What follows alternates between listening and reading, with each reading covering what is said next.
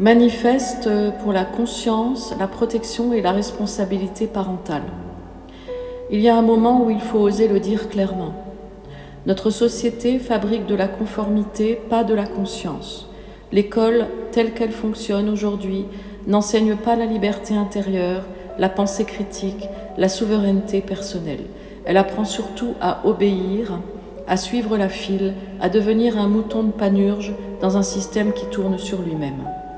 L'école n'est pas inutile par essence, mais elle est devenue un lieu où l'on formate plus qu'on éveille et beaucoup de parents sentent confusément que quelque chose cloche.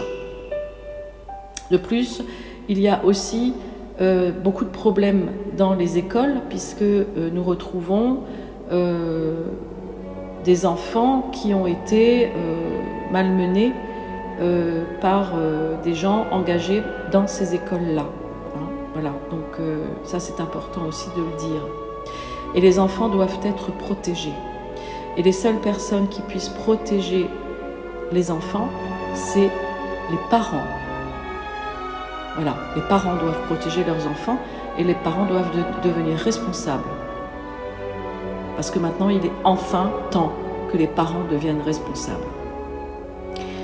Alors, l'école n'est pas inutile par essence, mais elle est devenue un lieu où l'on formate plus qu'on éveille et beaucoup de parents sentent confusément que quelque chose cloche.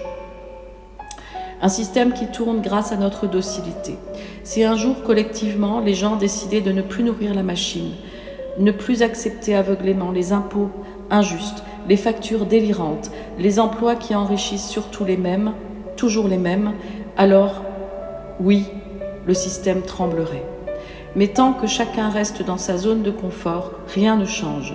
On continue de créer des entreprises qui profitent aux mêmes élites, on continue de travailler pour des structures qui exploitent, on continue d'alimenter un modèle qui ne protège ni les familles ni les enfants. La protection des enfants, un devoir absolu. Un devoir absolu. Parce que maintenant, il est temps. C'est un fait documenté par des spécialistes comme Robert Hare, spécialiste de la psychopathie. Les personnalités psychopathiques ne sont pas des monstres cachés dans des grottes, ce sont des personnes intégrées, parfois brillantes, parfois respectées, parfois proches. Vous avez compris ? Ils sont partout, d'accord ? Les psychopathes, les pédophiles, etc., etc. Les violences sexuelles sur mineurs ne concernent pas une classe sociale, pas un milieu particulier, pas un type de famille. Elles peuvent venir d'un voisin, d'un collègue, d'un ami, d'un membre de la famille. C'est pour cela que la vigilance n'est pas de la paranoïa, c'est de la responsabilité. D'où des règles simples, saines et protectrices. Limiter les nuits chez les copains, déjà pas inviter vos enfants chez les copains et copines. Pas de soirée pyjama sans garantie solide, et d'ailleurs pas de soirée pyjama du tout, hein, c'est mieux. Pas de confiance aveugle dans les institutions, les familles, et bien sous tout rapport, les familles bien sous tout rapport, entre guillemets, hein, les réputations sociales, pas d'exposition inutile à des environnements non maîtrisés tels que classes vertes et classes de neige, etc., etc. Ce n'est pas avoir peur du monde, c'est refuser la naïveté. Reprendre la main, éduquer, éveiller, transmettre. Et les parents doivent devenir responsables et ouvrir les yeux. L'idée n'est pas de fuir la société, mais de reprendre la responsabilité de l'éducation. L'instruction en famille, les apprentissages autonomes, les pédagogies parfois alternatives, avec de l'art, de la musique, du sport, du chant, du théâtre, etc.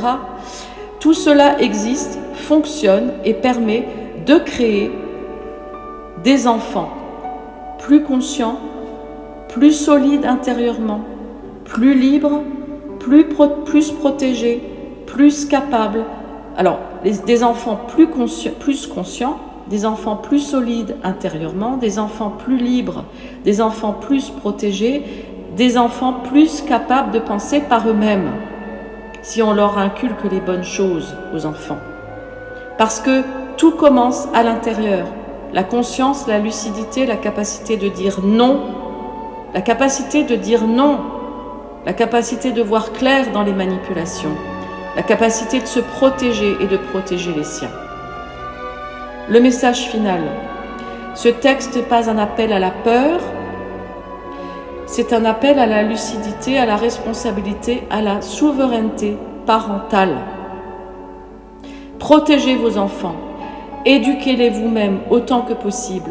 Ne déléguez pas leur sécurité à des institutions aveugles, ne déléguez pas leur conscience à un système qui ne vise pas leur épanouissement et leur bien-être.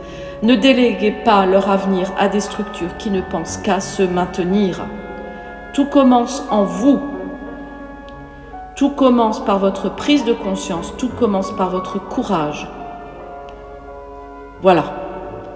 Et ça, c'est important maintenant, de faire ce qu'il faut, parce que c'est plus possible d'accepter ce qu'il se passe.